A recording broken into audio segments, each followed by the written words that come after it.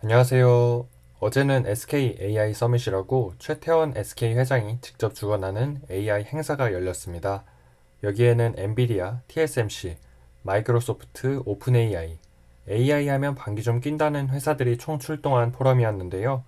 AI 투게더, AI 투모로우, 즉 함께하는 AI, 내일의 AI라는 주제로 열린 포럼인데 여기에서 나온 힌트를 바탕으로 앞으로 AI 시장이 어떻게 재편될 건지에 대한 세 가지 포인트를 짚어볼 예정이고요. 최태원 회장이 삼성은 앞으로 AI에서 잘할 수 있을 것인가에 대한 답변도 내놓은 게 흥미로워서 여러분과 함께 나눠보고자 합니다. 시작하기 전에 구독과 좋아요를 눌러주시면 앞으로 유익한 경제 금융 소식을 매일 받아보실 수 있고요. 그럼 한번 시작해보겠습니다. 개인적인 사생활 이슈를 떠나서 최태원 회장은 우리나라 대기업 회장들 중에서 가장 활발하게 대외 활동을 하는 것으로 알려져 있죠.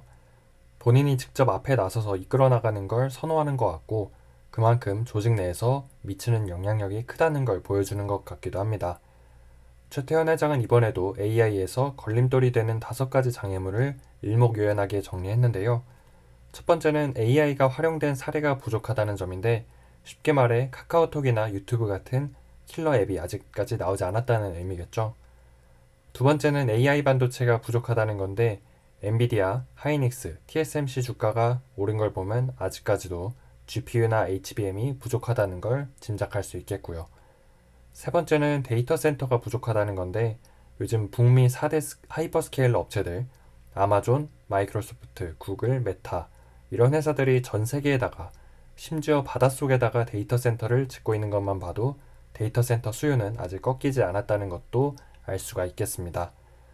네 번째는 전력 부족인데 우리나라에서도 전력기기 회사들의 주가가 폭발적으로 올랐고 미국에서는 요즘 AI 인프라에 필요한 전력을 맞추기 위해서 유틸리티 기업들이나 신재생에너지 기업들이 또다시 주목을 받고 있고요. 마지막 5번째는 양질의 데이터가 부족하다는 건데 다른 4가지는 모두 시간이 지나면 점차 해소될 문제인 것에 비해서 마지막 문제는 추가적인 노력이 필요할 것 같아서 이 얘기를 오늘의 첫 번째 포인트로 잡아보았습니다. 앞으로는 얼마나 데이터를 잘 가공하느냐에 따라 개인과 회사의 경쟁력이 크게 벌어질 것 같은데요. 요즘 인간이 감당하기 힘든 수준으로 무수한 데이터가 세상에 쏟아지고 있잖아요. 그런데 사실 그 중에서 진짜 필요한 데이터와 중요한 데이터를 확보하는 것은 매우 어렵습니다. 조작되거나 거짓된 데이터도 많고 사람들을 대상으로 한 설문지 데이터 같은 경우에는 왜곡되는 경우도 많기 때문이죠. 저는 이걸 상한 데이터라고 표현하는데 이런 상한 데이터를 잘못 섭취하면 이상한 의사결정을 내리게 되고 그게 바로 경쟁에서 밀리는 문제로 이어지게 되는데요. 그래서 앞으로 이런 양질의 데이터를 가진 회사들의 가치가 더욱 높아질 거라 생각하고 이런 회사와 함께 일을 하면서 또 투자를 해야 될 것 같다는 결론을 내렸습니다. 예를 들면 애플, 테슬라 같은 소비자와 직접적으로 맞닿아 있는 디바이스 회사들도 있을 테고요. 또 구글, 네이버 같은 플랫폼 회사들도 생각해 볼 수 있겠죠. 다음으로 최태원 회장은 AI 반도체 기술의 발전을 막는 병목 현상 중에 하나가 높은 비용임을 언급하며 이를 해결하기 위해 다양한 협력이 필요하다고 강조했는데요. 예를 들어 구글 검색에 들어가는 비용이 1이라 하면 챗GPT 검색에는 50이 들어갈 정도라고 해요. 이게 지금은 해봐야 텍스트랑 이미지가 중심이라 이 정도지 만약 앞으로 오디오와 비디오가 중심이 되면 더 큰 비용이 들어갈 것이고 이를 위한 대비가 필요해지겠죠.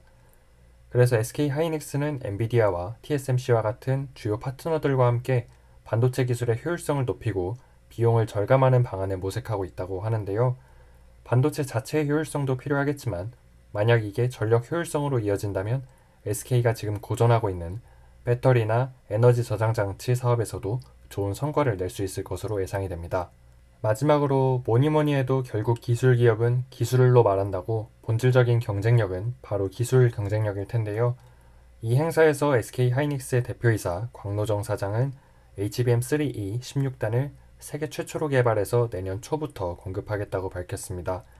SK 하이닉스는 올해 3월에 HBM3E 8단 공급을 시작했고 얼마 전에는 12단 양산을 시작해서 올해 4분기부터 공급할 예정이라고 하는데 삼성전자와 마이크론은 지금 8단 공급을 겨우 하고 있는 상황이거든요. 여기에서 SK 하이닉스가 16단까지 치고 나가면 격차는 더 벌어질 것이고 또 어제 나온 얘기 중에 HBM4 공급을 6개월 앞당겨달라는 젠슨 황 엔비디아 CEO에게 SK 하이닉스가 한번 맞춰보겠다고 했다고 합니다.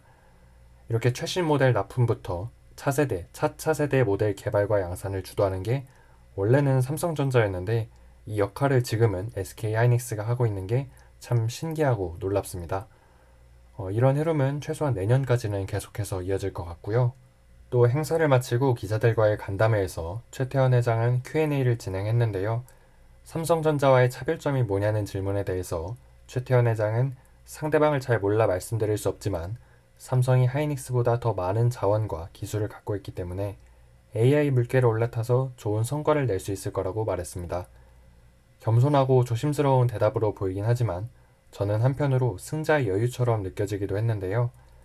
AI 반도체는 여러 가지 접근법이 생겨나서 누가 더 잘하고 못하고 문제가 아니라는 내용도 덧붙였는데 이게 참 의미심장한 말로 들렸습니다.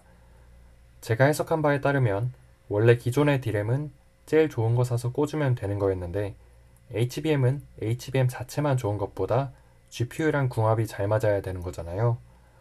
실제로 HBM3, HBM3E, HBM4 같은 기준이 과학적으로 딱딱 정해져 있는 것보다 엔비디아가 정해주는 대로 조건이 좀 변하기도 한다는 점에서 AI 반도체 시장은 협력이 중요하다는 의미로 읽혔습니다.